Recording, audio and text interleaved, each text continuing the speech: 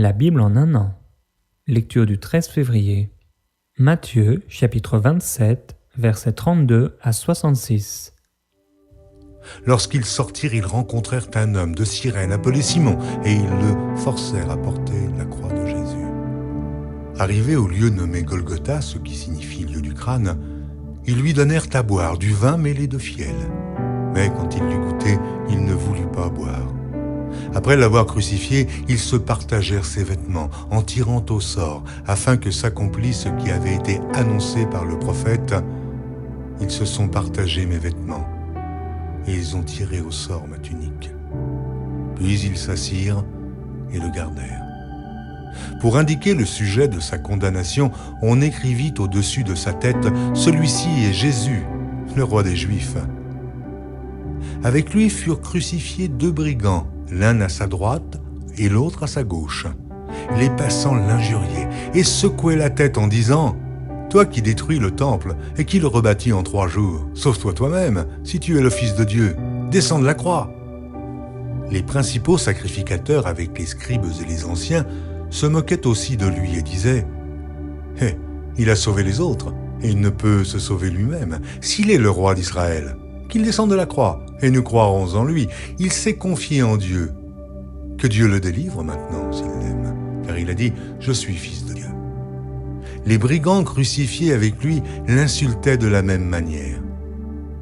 Depuis la 6e heure jusqu'à la 9e, il y eut des ténèbres sur toute la terre. Et vers la 9e heure, Jésus s'écria d'une voix forte « Élie, Élie, lama sabachthani » c'est-à-dire « Mon Dieu, pourquoi m'as-tu abandonné ?» Quelques-uns de ceux qui étaient là l'ayant entendu dire « Il appelle Élie ». Et aussitôt, l'un d'eux courut prendre une éponge qu'il remplit de vinaigre, et l'ayant fixée à un roseau, il lui donna à boire. Mais les autres disaient « Laisse, voyons si Élie viendra le sauver. » Jésus poussa de nouveau un grand cri et rendit l'esprit. Et voici, le voile du temple se déchira en 2, depuis le haut jusqu'en bas. La terre trembla, les rochers se fendirent, les sépulcres s'ouvrirent, et plusieurs corps des saints qui étaient morts ressuscitèrent, étant sortis des sépulcres après la résurrection de Jésus. Ils entrèrent dans la ville sainte et apparurent à un grand nombre de personnes. Le centenier et ceux qui étaient avec lui pour garder Jésus, ayant vu le tremblement de terre et ce qui venait d'arriver, furent saisis d'une grande frayeur et dirent « Assurément, cet homme était fils de Dieu. » Il y avait là plusieurs femmes qui regardaient de loin et qui avaient accompagné Jésus depuis la Galilée pour le servir. Parmi elles était Marie de Magdala, Marie, mère de Jacques et de Joseph, et la mère des fils de Zébédée. Le soir étant venu, arriva un homme riche d'Arimathée, nommé Joseph, lequel était aussi disciple de Jésus. Il se rendit vers Pilate et demanda le corps de Jésus. Et Pilate ordonna de le remettre. Joseph prit le corps, l'enveloppa d'un linceul blanc et le déposa dans un sépulcre neuf qu'il s'était fait tailler dans le roc. Puis il roula une grande pierre à l'entrée du sépulcre et il s'en alla. Marie de Magdala et l'autre Marie étaient là, assises, vis-à-vis du sépulcre. Le lendemain, qui était le jour après la préparation, les principaux sacrificateurs et les pharisiens allèrent ensemble auprès de Pilate et dirent « Seigneur, nous nous souvenons que cet imposteur a dit, quand il vivait encore, « Après 3 jours, je ressusciterai. » Ordonne donc que le sépulcre soit gardé jusqu'au 3e jour, afin que ses disciples ne viennent pas dérober le corps et dire au peuple « Il est ressuscité des morts ». Cette dernière imposture serait pire que la première. Pilate leur dit « Vous avez une garde, allez, gardez-le comme vous l'entendez. » Et ils s'en allèrent et s'assurèrent du sépulcre au moyen de la garde, après avoir scellé la pierre. Exode, chapitre 35, versets 10 à 35. Que tous ceux d'entre vous qui ont de l'habileté viennent exécuter tout ce que l'Éternel a commandé. Le tabernacle, sa tente et sa couverture, ses agrafes, ses planches ses traverses, ses colonnes et ses socles, l'arche et ses barres, le propitiatoire et le voile qui sert de rideau, la table, ses barres, tous ses ustensiles et les pains de proposition, le candélabre, ses ustensiles, ses lampes et l'huile pour le candélabre, l'autel des parfums et ses barres, l'huile d'onction et le parfum aromatique, le rideau de la porte pour l'entrée du tabernacle, l'autel des holocaustes, sa grille de bronze, ses barres et tous ses ustensiles, la cuve et sa base, les toiles du parvis, ses colonnes, ses socles et le rideau de la porte du parvis, les piquets du tabernacle, les piquets du parvis et leur cordage, les vêtements spéciaux pour le service dans le lieu saint, les vêtements sacrés pour le sacrificateur Aaron et les vêtements de ses fils pour le sacerdoce. Toute la communauté des Israélites sortit de la présence de Moïse. Tous ceux dont le cœur était bien disposé et l'esprit généreux vinrent apporter à l'Éternel une offrande prélevée pour l'ouvrage de la tente de la rencontre, pour tout son service et pour les vêtements sacrés. Les hommes vinrent aussi bien que les femmes. Quiconque avait le cœur généreux apporta une boucle, un anneau, une bague, un médaillon, toutes sortes d'objets d'or. De même, tout homme qui fit le geste de dédier de l'or à l'Éternel.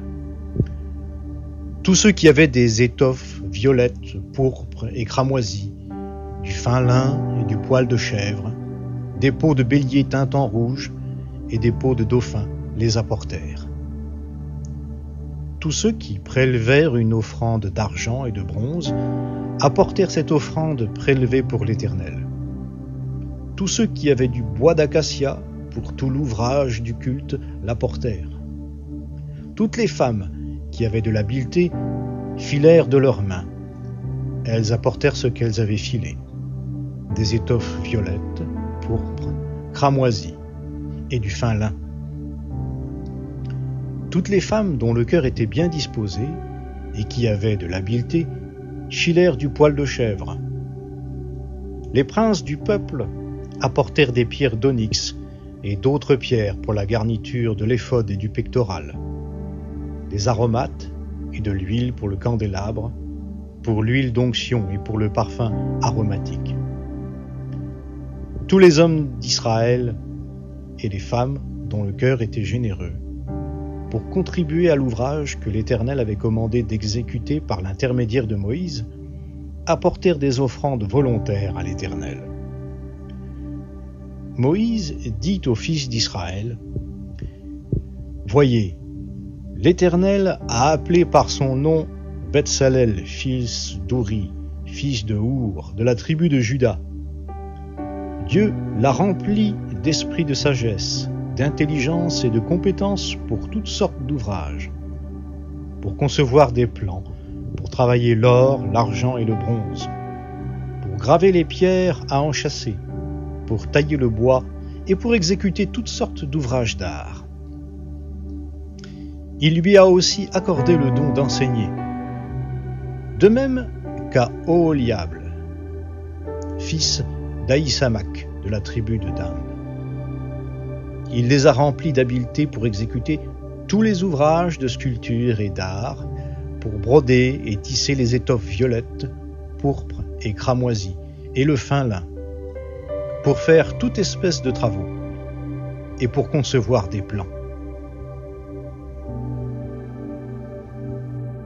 Exode, chapitre 36. Betsalel, Oholiab et tous les hommes habiles en qui l'Éternel avait mis de la sagesse et de l'intelligence pour savoir effectuer tout l'ouvrage pour le culte du lieu saint, se mirent au travail selon tout ce que l'Éternel avait ordonné. Moïse appela Betsalel, Oholiab et tous les hommes habiles dans le cœur desquels l'Éternel avait mis de l'intelligence, tous ceux dont le cœur était disposé à s'appliquer à l'ouvrage pour l'exécuter. Ils prirent devant Moïse toutes les offrandes prélevées que les Israélites avaient apportées afin d'exécuter l'ouvrage pour le culte du lieu saint. Chaque matin, on apportait encore à Moïse des offrandes volontaires.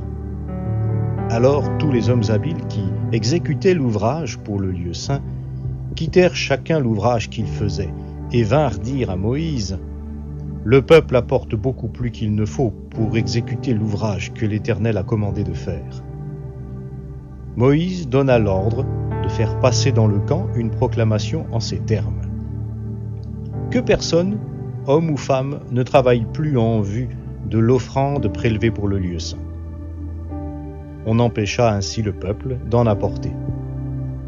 Les objets préparés suffisaient amplement pour tout l'ouvrage à faire. Tous les hommes habiles qui exécutèrent l'ouvrage firent le tabernacle avec 10 tentures de fin lin retors et d'étoffe violette, pourpre et cramoisie, avec des chérubins que l'on fit avec art. La longueur d'une tenture était de 28 coudées et la largeur d'une tenture était de 4 coudées. La mesure était la même pour toutes les tentures. L'on attacha 5 de ces tentures l'une à l'autre, et l'on attacha les 5 autres tentures l'une à l'autre. On fit des lacets violets au bord de la tenture terminant le premier assemblage. On fit de même au bord de la tenture terminant le second assemblage. On fit 50 lacets à la première tenture, et l'on fit 50 lacets au bord de la tenture terminant le second assemblage. Ces lacets correspondaient les uns aux autres. On fit 50 agrafes d'or, et l'on attacha les tentures l'une à l'autre avec les agrafes. Et le tabernacle forma un tout. On fit des tentures de poils de chèvre pour servir de tente sur le tabernacle. On fit 11 de ces tentures.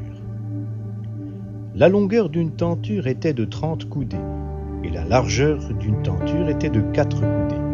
La mesure était la même pour les 11 tentures. On attacha séparément 5 de ces tentures et les 6 autres tentures séparément. On fit 50 lacets au bord de la tenture terminant un assemblage, et l'on fit 50 lacets au bord de la tenture du second assemblage. On fit 50 agrafes de bronze pour assembler la tente afin qu'elle forme un tout. On fit pour la tente une couverture de peau de bélier teinte en rouge et une couverture de peau de dauphin par-dessus. On fit les planches pour le tabernacle. Elles étaient de bois d'acacia placées debout. La longueur d'une planche était de 10 coudées et la largeur de chaque planche était d'1 coudée et demie. Il y avait pour chaque planche 2 tenons, parallèles l'un à l'autre. L'on fit de même pour toutes les planches du tabernacle. On fit 20 planches en direction du midi, au sud, pour le tabernacle. On mit 40 socles d'argent sous les 20 planches, 2 socles sous chaque planche pour ces 2 tenons. On fit 20 planches pour le second côté du tabernacle, en direction du nord, et leurs 40 socles d'argent, 2 socles sous chaque planche. On fit 6 planches pour le fond du tabernacle vers l'ouest. On fit 2 planches pour les angles du tabernacle dans le fond. Elles étaient jumelées depuis le bas et bien liées à leur sommet par un seul anneau. On fit de même pour toutes les 2 aux 2 coins. Il y avait ainsi 8 planches avec leurs socles d'argent, soit 16 socles, 2 socles sous chaque planche.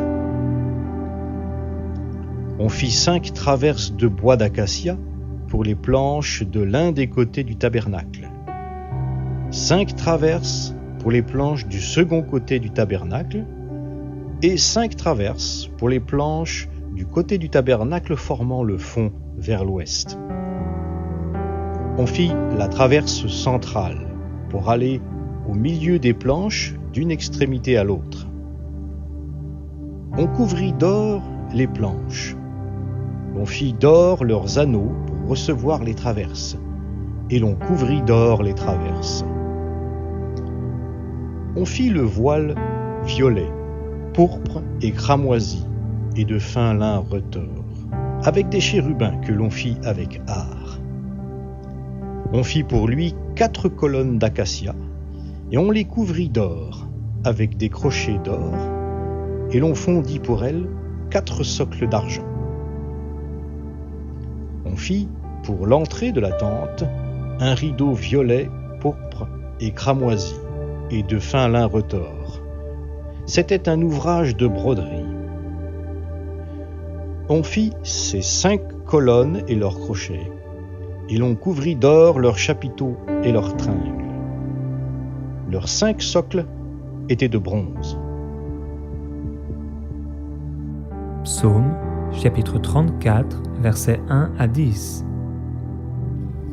De David, lorsqu'il contrefit l'insensé en présence d'Abimélec et qu'il s'en alla chassé par lui.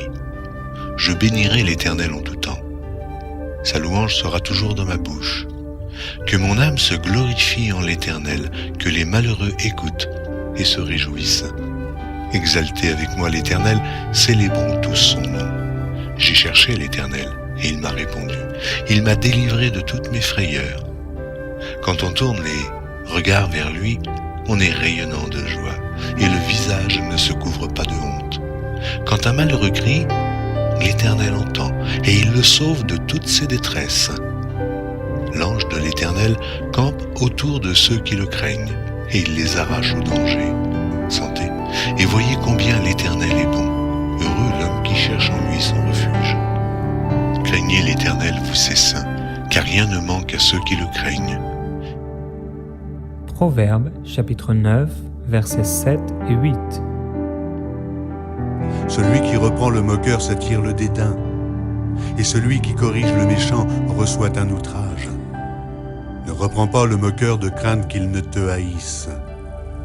Reprends le sage, et il t'aimera.